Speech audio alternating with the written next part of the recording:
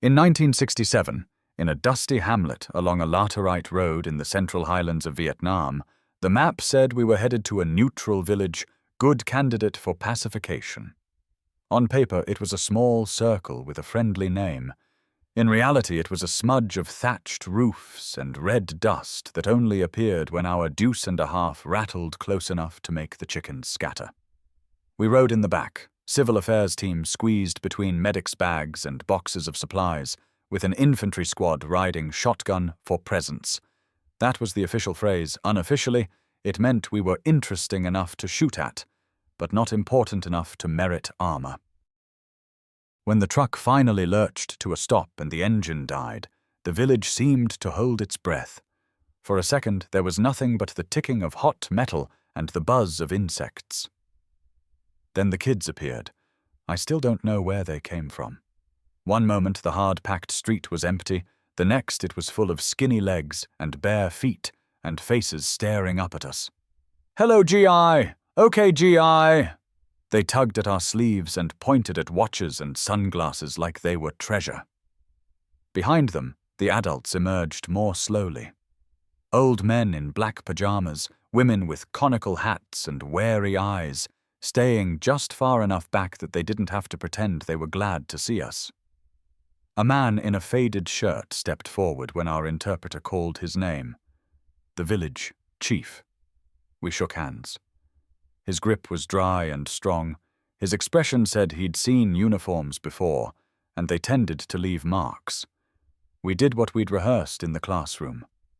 The medics set up under the one decent patch of shade, opened their bags, and started treating coughs, rashes, infected cuts. I went with the interpreter to look at the well we'd been told was failing. Up close, it was just a rough ring of stones, half choked with leaves and mud, the kind of thing that showed up as a dot on our map, and turned out to be the center of this place. We hauled up buckets of muck until clear water finally rose. A couple of younger men joined in, mostly watching how we did it, then taking the rope themselves like they needed to prove they weren't helpless. One little boy laughed out loud when a splash of clean water hit his feet, like we'd just performed some kind of magic trick. The chief nodded when we talked about roofing tin for the school, about medicine, about coming back. He listened to every promise. He didn't commit to any of them. In between tasks, I saw slices of their life that nobody had put on any briefing slide. A woman pounding rice in a mortar, rhythm steady as breathing. Two boys chasing a ragged kite between huts, while a dog watched from the shade. An old man smoking and staring at a sky that meant something different to him than it did to us. The manuals called it winning hearts and minds. Out there, it just looked like people trying to make it through the week. As the light started to fade, the village changed. The kids drifted away without being told. Doors were pulled shut. Shutters went up. Chickens were tied. Tools put away. By the time we loaded back into the truck, that noisy little place had gone almost completely silent. No dogs, no late laughter, just our engine turning over and a lot of faces watching from dark doorways. Rolling away down that narrow red road, I looked back at the circle of huts and told myself we'd done some good. Fixed a well, handed out pills, promised a better roof. Back then, I thought we were the ones changing the village. I hadn't realized the village would be the one changing me. The first time things really went bad near that village, it still looked like just another day on the board. A patrol went out along the same red laterite road that ran past the hamlet. Same as always, I stayed back at the little fire support base with the civil affairs gear, going through notes and trying to convince myself we were making some kind of progress. I was sketching a list.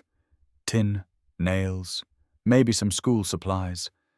When the radio traffic changed, you could hear it in the tone before anyone said the word. Shorter sentences, tighter breathing, contact. The platoon that had passed the village came up on the net. Movement in the tree line north of the road. A couple of shots, then more. Not a big set-piece firefight, just sharp bursts like somebody testing how close they could get. One man hit in the leg. They thought they saw a figure or two running back toward the hamlet, using dikes and hedges for cover. By the time we rolled out in trucks to reinforce, the main shooting was over. The wounded guy was already being run back, bandage wrapped tight, face grey. And there, just a little farther on, sat the village. Same as always, smoke from cook fires, kids by the well, women carrying water. If you hadn't heard the radio, you'd never guess anything had happened.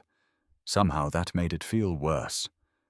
The lieutenant decided we were going to sweep the place, textbook stuff. Enemy withdraws through nearby village, caches weapons, blends into the crowd. We'd all heard it. We dismounted at the edge of the huts. The infantry spread out, moving with that careful, edgy energy they got when someone had just taken a shot at them, and nobody could point to the exact shooter. I walked behind them with my civil affairs armband and my radio, interpreter at my elbow, feeling like a man who'd promised to fix a roof and instead showed up with a wrecking crew. We went house to house. Men with rifles stepped through low doorways, lifted mats, peered into dark corners. Pots were overturned, bedding dragged aside. A startled chicken exploded out of one hut in a whirl of feathers when a GI kicked a crate. The villagers stood outside their homes, lined up like they were being counted, eyes flicking between our weapons and the ground. The guys were tired. One of theirs had caught a round, and patience was in short supply. We didn't find rifles. We didn't find ammunition.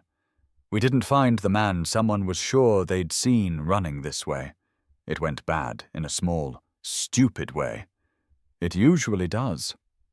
One of the younger soldiers came out of a hut swearing, sweat soaking his fatigues. He'd found nothing except a family's cooking pots and a little boy who wouldn't stop crying. He popped the cap off a flare, meaning to send a signal into the sky, maybe just to blow off steam. His buddy bumped him at exactly the wrong moment. The flare bounced off the doorway, skittered inside, and a heartbeat later, the dry thatch roof turned into a torch. We tried to react, kicked in the door, grabbed buckets, shouted, but it was already a roaring, hungry thing ripping through the hut. The family clawed out what they could. A mat, a pot, a framed picture that blackened at the edges in the heat. The woman's wail wasn't loud, just steady and awful. The kid who'd dropped the flare stood frozen, mouth moving without sound. When the fire finally died, there was nothing left but a charred frame and a wet, smoking heap.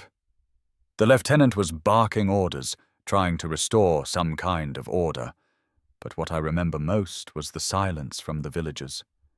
The same faces that had been smiling around the well a few days earlier were there again, only now their eyes were dull and distant, like they'd just watched a familiar pattern repeat itself. I walked up to the family with the interpreter.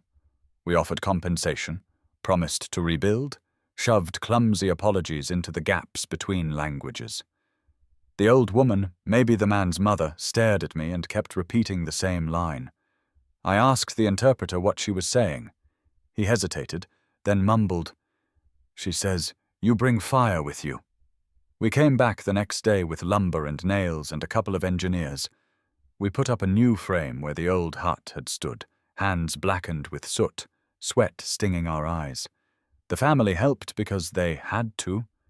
A few neighbors came over, but there were no curious kids crowding around, no easy chatter. Most people stayed back in the shade, just watching us like we were a brush fire that might flare again at any moment. When the new roof went on, we tried on some smiles.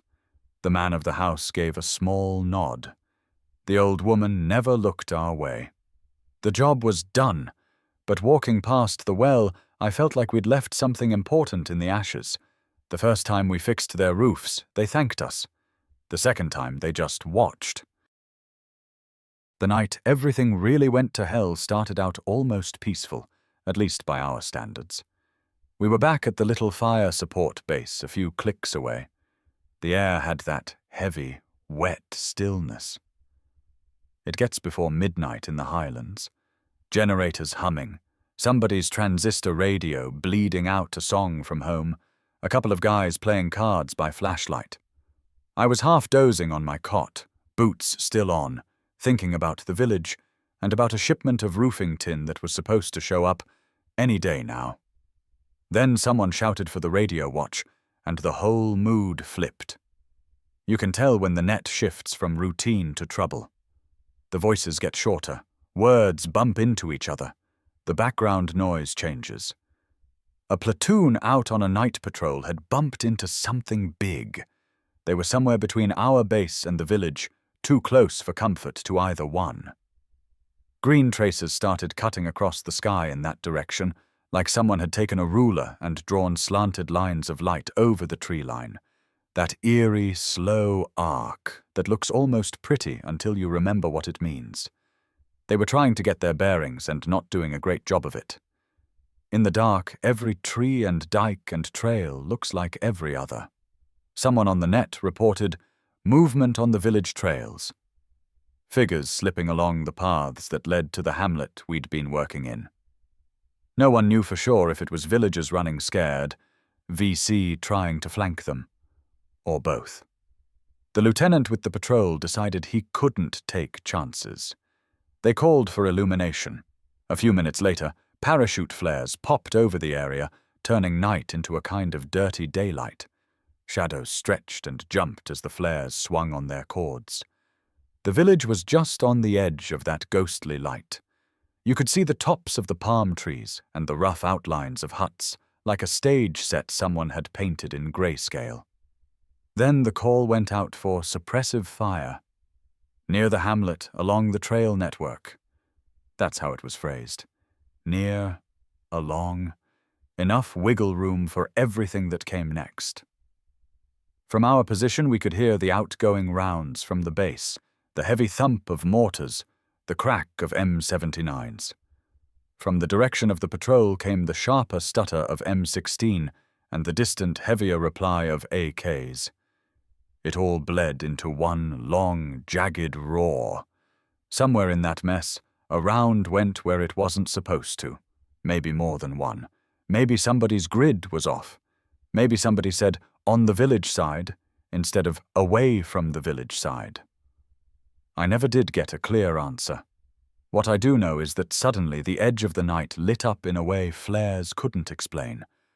There was a different kind of light now, orange, pulsing, hungry. The radio kept chattering about contact and casualties, but all I could see from our berm was the glow rising in the direction of the hamlet. We rolled out in trucks as soon as they could get a convoy together. No one said much on the ride. When we got close, we left the vehicles and went in on foot. You could smell it before you saw it. Smoke, burning thatch, cooked rice, something else underneath that I didn't want to name. The village looked like the photographs you see in training slides, the ones labeled "Enemy Base Camp Destroyed," except this wasn't a base. Huts were burning in clusters, fire leaping from roof to roof where the thatch was dry. A pig, half-crazed, tore past me squealing, a rope still around its neck. Chickens flapped blindly into the dark. People were running in all directions, some carrying bundles, some carrying each other. Somebody was screaming in Vietnamese, high and constant, never stopping to breathe. We got as close as we could, dragging people away from the worst of it. I remember grabbing a man by the shoulders and pulling him back from a collapsing roof, only realizing later he'd been trying to get to a bundle of grain, not a person. The interpreter was yelling himself hoarse, trying to tell people which way to go, trying to make sense of a dozen panicked voices at once. Then he turned to me, eyes wide in the firelight, and shouted that a child was missing. A little girl, last seen inside one of the huts that had gone up fast. I went back toward the flames with him, squinting through the smoke, feeling the heat claw at my face.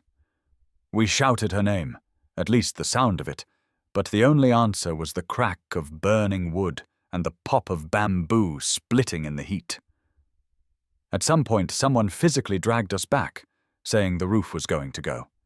It did, a few seconds later, the whole structure folding in with a rush of sparks. By the time the fires finally died down to smouldering piles, the sky was turning from black to grey. Dawn in Vietnam is unforgiving. It shows you everything whether you want to see it or not. The village was now a field of blackened ribs where homes had been. Rice that families had been counting on for months was just char in broken pots. A line of women stood off to one side, silent, faces streaked with soot, and something worse. Someone had laid out a few bodies near the well, covered with ponchos and scraps of cloth. Most were adults, shapes too big to be anything else. One was small, very small. The interpreter didn't have to tell me which one they thought was the missing child. I already knew. For a moment I couldn't hear the radios, couldn't hear my own guys talking. Everything narrowed down to that little still shape under canvas. Later, back at the base, the company commander walked through what had happened. There were maps on the table, grease pencil marks, talk of enemy movement along the trail network, and necessary suppression to protect the patrol. He said the word regrettable once. He said, according to procedure, more than once. On paper, it could almost be made to balance. Out in that village, nothing balanced. In my head, the dots on those maps had turned into blackened beams and a small body under a poncho. I kept telling myself it had been an accident, but even accidents can feel like sins. We came back to the village a few days after the fire with trucks full of lumber and canvas and sacks of rice. From the outside, it looked like generosity.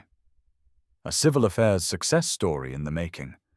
Tragedy followed by American know-how and supplies, rebuilding what the war had knocked down. That's probably how it read in some report.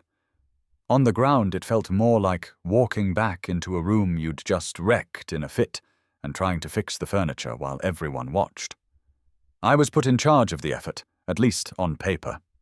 Engineers to handle the heavy lifting, a couple of medics, an interpreter, some grunts to keep an eye on things. We rolled up to the edge of the hamlet and started unloading like a construction crew. Boards, rolls of tar paper, bundles of corrugated tin, boxes stamped with US markings. Nobody ran out to greet us this time. The kids stayed out of sight. The adults stood back in small knots, talking quietly among themselves, glancing over their shoulders at the tree lines as much as at us. We went to the family whose hut had burned first, the one that now was just a blackened rectangle in the dirt. The man of the house came forward slowly. His wife stayed behind him, with her hands on the shoulders of their remaining children. I said our usual lines through the interpreter. We were sorry. We were here to help. We wanted to rebuild. The man nodded once, eyes on the boards in the truck instead of on me. He didn't say yes or no. He didn't have to. Where else was he going to sleep? So we started building. The engineers set the frame, driving stakes into ground that still smelled faintly of ash. The man and his brothers helped, heads down, hands sure and quick. We worked under a hot white sky, shirts sticking to our backs, sawdust mixing with the black dust of the burned walls. Every now and then I'd look up and catch someone watching from a doorway, just their eyes visible in the shade. When I lifted a hand to wave once, more out of habit than anything, a little boy standing near his mother flinched like I'd thrown something at him. He ducked behind her skirt and refused to look up again. At some point I asked the interpreter, quietly, what people were saying. He shrugged in that way that said he knew more than he wanted to share. Then he told me anyway. They were afraid, he said, that being seen accepting too much from us would mark them. If the VC came through at night, and they did sometimes, they might decide this village had chosen sides.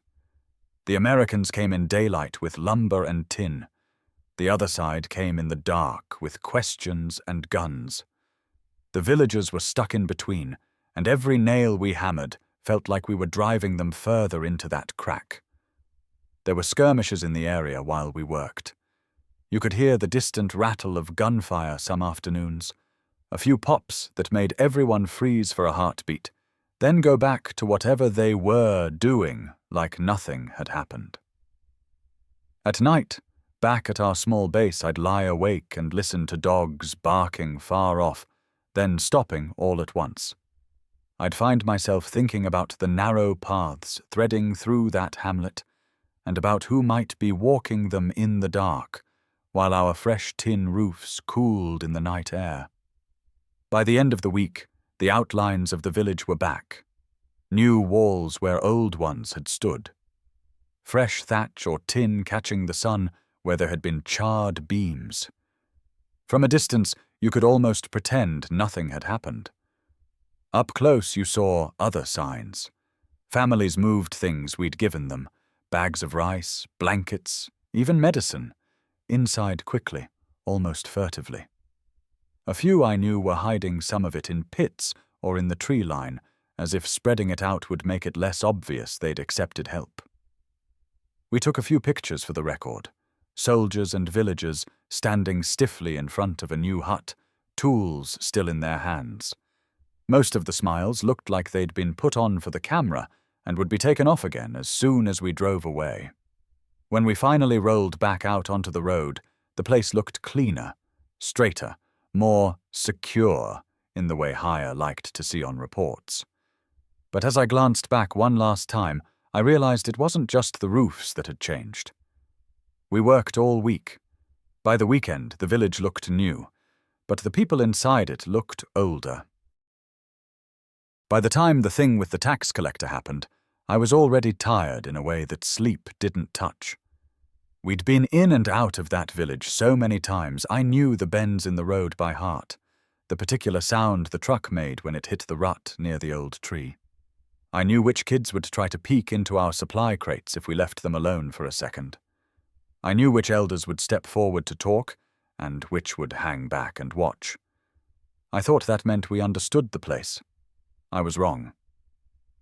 The story came down the net one morning, flat and efficient.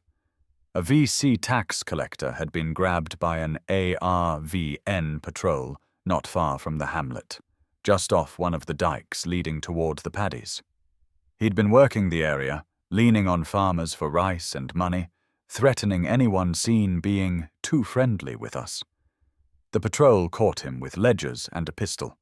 There was a brief mention of an interrogation, then a line about an on-site execution. The tone in the operations tent lightened after that. Problem solved. One more bad guy off the board. We drove out the next day on what was supposed to be a routine follow-up, another round of hearts and minds.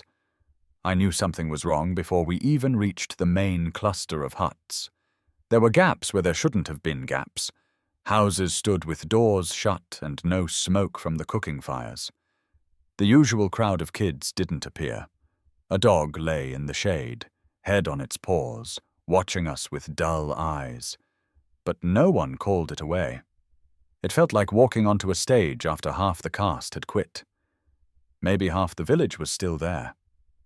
The rest had gone, farther down the road, out to relatives, into the paddies to live in little lean-tos until things quieted down, whatever that meant. The ones who'd stayed looked thinner, somehow. Not in the body, in the spirit. When we asked, through the interpreter, where everyone had gone, the answers were vague, visiting family, working in the fields. Nobody mentioned the man who'd been shot near the dike, but his absence sat in the middle of the conversation like a big stone. Later, the interpreter took me aside. He told me, in that careful way of his, that word had spread. The man executed had made a point of punishing anyone seen talking to Americans. Now he was dead, and some people assumed we'd had something to do with it.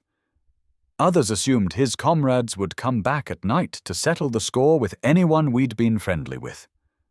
Either way, talking to us had turned into an even more dangerous proposition than before. Back at the base, my CO pushed in the opposite direction. We need their cooperation for intel, he said, tapping the map where the village sat between two colored arrows. They see we can protect them. They'll open up. Your civil affairs. Get them on our side. On the paper it looked simple. Villagers give information, we stop the bad guys, everybody wins. Out there you could feel the fear like a fog. The village wasn't neutral or friendly or hostile. It was trapped. It got worse. One afternoon, a firefight broke out near the hamlet again. A squad was moving back along the irrigation dikes when they saw a man in black pajamas carrying 2 buckets on a pole. In the twitch of a second, jumpy and expecting contact, they decided he was a courier, maybe carrying ammo instead of water. Shots were fired. By the time anyone checked, the pole was broken, the buckets spilled, and the man was bleeding into the mud. There was no weapon on him, just a trail of water sinking into the dirt. When we went to the village after that, something broke that hadn't been broken before. A group of elders met us at the edge of the huts. They didn't invite us in. They didn't offer tea. Through the interpreter they told us, politely but firmly, that they didn't want more visits, no more clinics, no more construction, no more help. They thanked us with their mouths and shut the door with their eyes. The interpreter's voice shook a little as he translated. They say every time we come, trouble follows after dark. They want to be left alone. Standing there, listening to words I was supposed to write down and turn into a report, I finally saw the line we'd drawn without meaning to. We said we were protecting them. We said we were bringing security. But from where they stood, we were just another threat, another force that could get them killed simply by being seen talking to us. I'd come to win hearts and minds. What I'd really done was help paint a target on their backs. I went back to Vietnam when my hair was more grey than anything else, and my knees complained every time I asked them to do more than a flight of stairs. It wasn't some grand pilgrimage at first, just a line on a brochure my wife pushed across the table one day. Veterans Reconciliation Tour. I carried it around in my pocket for a week before I admitted I wanted to go. Saigon had a different name by then, and the airport looked like any other crowded, modern place. If you squinted, you could almost pretend it was somewhere else.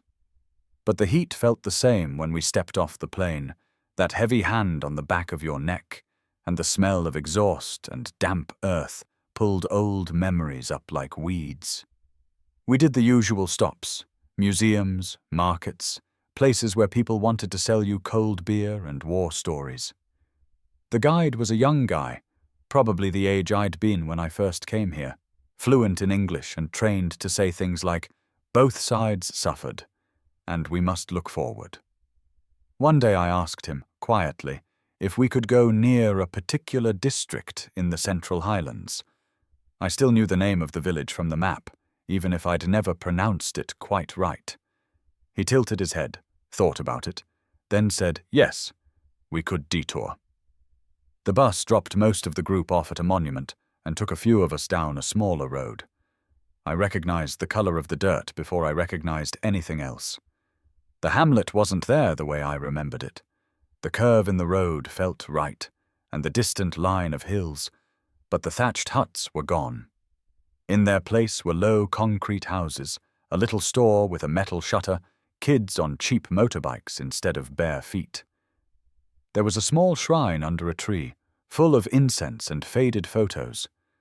The guide talked to a man about my age, then turned to me. He says this used to be many small villages, the guide explained, now together as one. I asked, through him, if anyone remembered Americans coming here during the war. The older man laughed softly, not because it was funny, but because the question seemed almost naive. Of course, he said. Americans. ARVN, NVA, everyone came through here. Then he pointed to a patch of open ground where there were no houses, just a bit of scrub and a few stones. There, he said, many houses burned.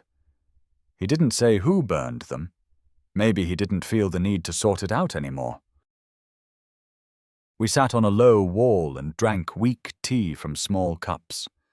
A woman came by with a child, maybe her granddaughter, and the little girl looked at me with the same curious eyes I remembered from a lifetime ago. I tried a few words of Vietnamese I'd kept in my head, clumsy and rusted. They smiled politely. I wanted to ask about one hut in particular, about one little girl who never made it out of the fire. But the words stayed stuck in my throat. What was I going to say? Do you remember the child we failed? The war had followed me home in smaller ways, nights when a thunderstorm sounded too much like incoming. Arguments I started because I was already wired tight from some memory I couldn't put a name to, a marriage that cracked under the weight of things I wouldn't talk about. Sitting there across from the people who had had to live on that ground after we left, my version suddenly felt thin. On the ride back, the guide asked if the place looked like I remembered. I told him yes and no. The buildings were different. The faces had new lines. The road was a little smoother. But there was a feeling in the air I recognized. That sense of being between things, never quite allowed to just be a village. I came here, back then, convinced we were going to help, that our presence could somehow tilt the scales in the right direction if we just worked hard enough, fixed enough wells, rebuilt enough roofs. What I see now is that every visit, and we shook, also drew a line around them that someone else might punish them for crossing. I'm not telling this story because I want anyone to pat my shoulder and say I did my best. I don't know if I did. I only know that there is one little circle on an old map I never stopped thinking about, long after the briefings and the slogans faded.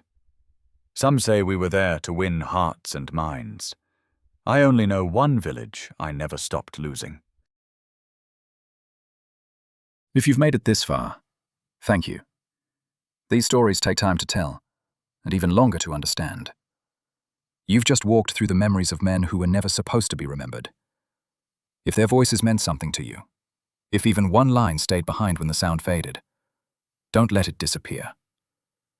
Give this video a like, share it with someone who still believes history belongs to the living, and subscribe to our channel so you don't miss the next story. Every episode here is another page, another life, another truth pulled out of the smoke. Drop a comment too, not for the algorithm, but for the conversation. Tell me what you felt, or what you remember hearing from your own fathers, grandfathers, uncles, or friends. That's how these memories stay alive.